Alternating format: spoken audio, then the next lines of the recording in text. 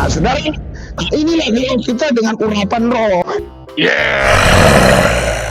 Kalau kita dengan kuasa Tuhan, kita berdialog dan urapan roh dengan pimpinan Tuhan, dengan kuasa roh, orang bisa ditarik kembali ke Yesus, datang kepada kebenaran. Kembali saya menghadirkan penampilan Pendeta Risuli Lubis yang penuh sukacita. Seperti biasa, Pendeta Risuli Lubis akan bernarasi spektakuler, dan akan membuat para pendengar merasa duk ya. Selain keahliannya memutarbalikan fakta, kemudian menyombongkan diri dan bangga pastinya. Okelah sahabat beriman, berikut saya sajikan narasi yang dibangun pendeta ini, yang akan membuat kalian merasa terkagum-kagum. Selamat menikmati kelucuan tingkahnya.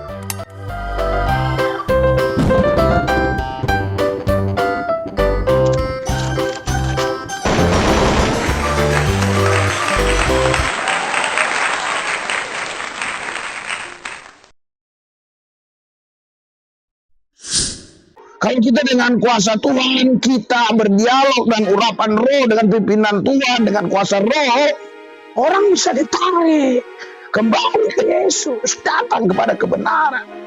Tapi kalau debat-debat aja nggak ada doa puasa lah, ya cuma maki-maki lah, buat apa?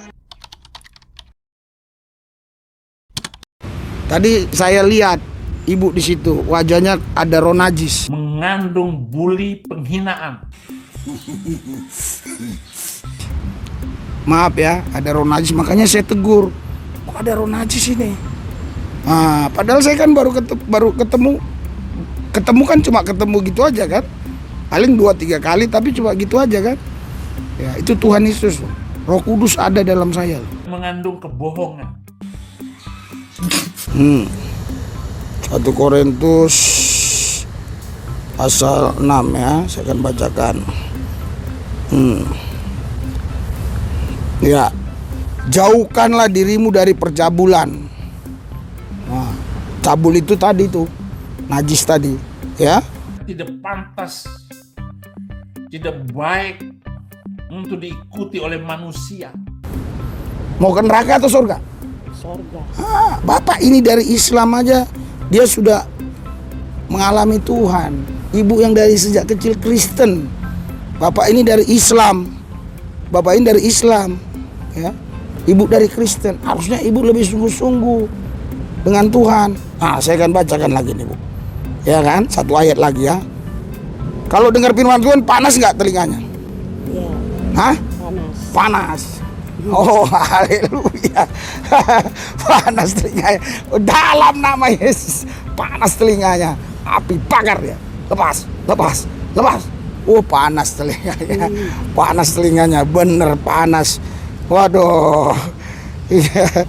Oh, luar biasa itu. Itu setan, Bu.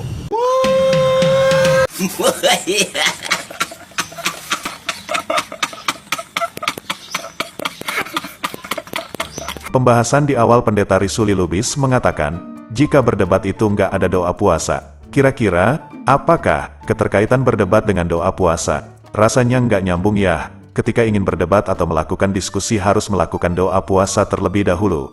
Aneh-aneh saja si Risuli Lubis ini. Makin ngacau. Kemudian pada cuplikan ketika Pendeta Risuli Lubis mengkhotbahkan tentang bahasa roh, yang bisa menarik kepada Yesus dan datang kepada kebenaran.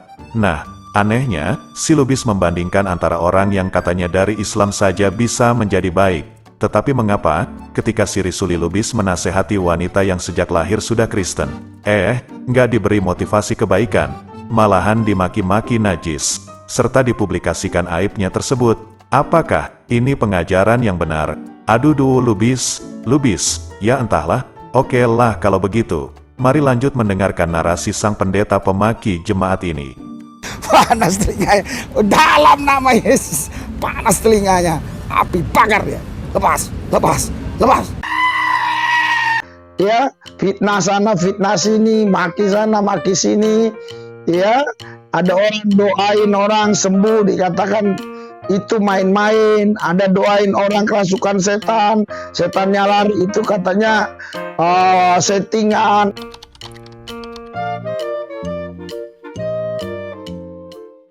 Saya Sumadi. Saya Sumadi. Kata kepadamu, Tuhan Yesus, bebaskan saya dari ikatan rokok. Saya percaya Yesus dahsyat.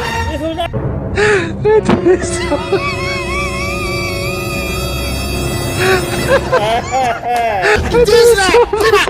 Yesus, terima, lepas.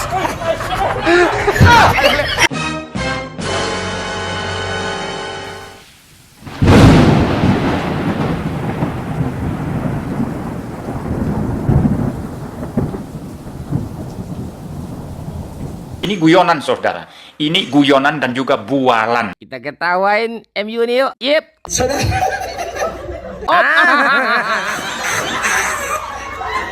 Ada orang berkerudung banyak datang, ya, ikut Yesus, itu katanya settingan. Ini kan, ini kan gak jelas nih orang-orang seperti itu. Nah, itu memang Anda sendiri. Dan apakah Anda masih nggak sadar kalau ucapanmu itu adalah cerminanmu sendiri? Ya ampun, Lubis, pendeta yang satu ini memang nggak ada penggantinya. Selalu saja bisa bikin ketawa. Saya tahu maksud dari argumentasi pendeta Risuli Lubis ini. Niat dia mengkonter orang-orang yang nggak percaya padanya. Misalnya seperti pendeta MYM sebagai rivalnya, ketika pendeta MYM mengkritik pendeta Risuli Lubis melakukan penyembuhan kepada jemaat, dianggap main-main. Kemudian ketika pendeta Risul Ubis melakukan pengusiran roh jahat, itu dianggap settingan, dan mungkin masih banyak kegiatan-kegiatan pendeta Banyolan ini yang dikritiki oleh rival terberatnya, yaitu pendeta MYM. Nah, narasi awal yang dibangun oleh pendeta Risuli Lubis yang niatnya mengkonter, malahan berbalik menceritakan dirinya sendiri. Kalau mungkin sahabat beriman dan teman-teman Kristen masih bingung, tonton saja video ini sampai beres. Insya Allah kalian akan paham.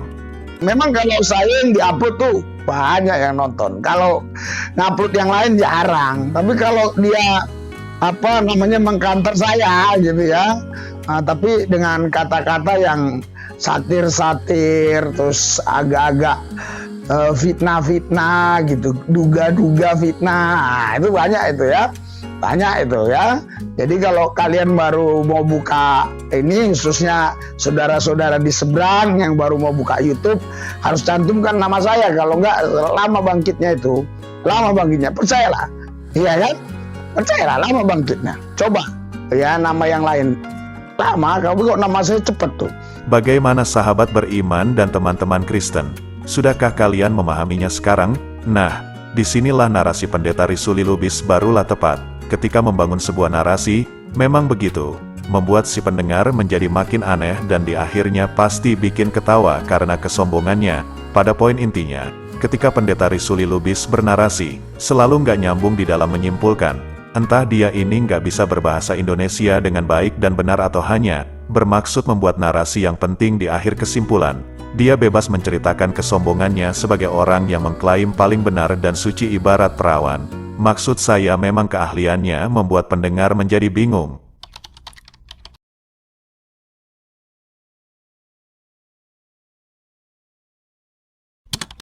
Jadi setan tidak kenal tubuhmu. Setan hanya kenal pribadimu. Setan hanya kenal rohmu.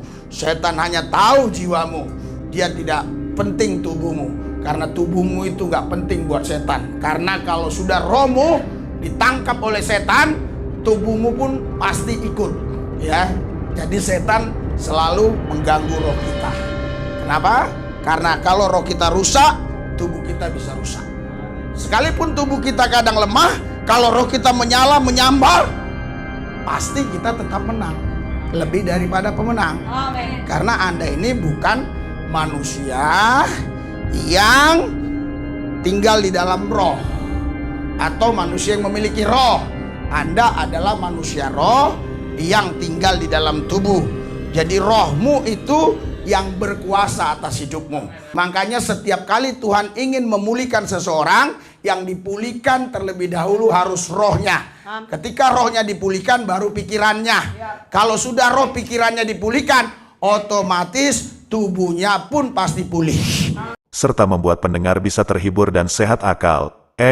Maaf, maksud saya, karena argumentasi dan tingkahnya tersebut, bisa membuat para pendengar makin ketawa tentang keterbingungannya sebagai pengkhotbah.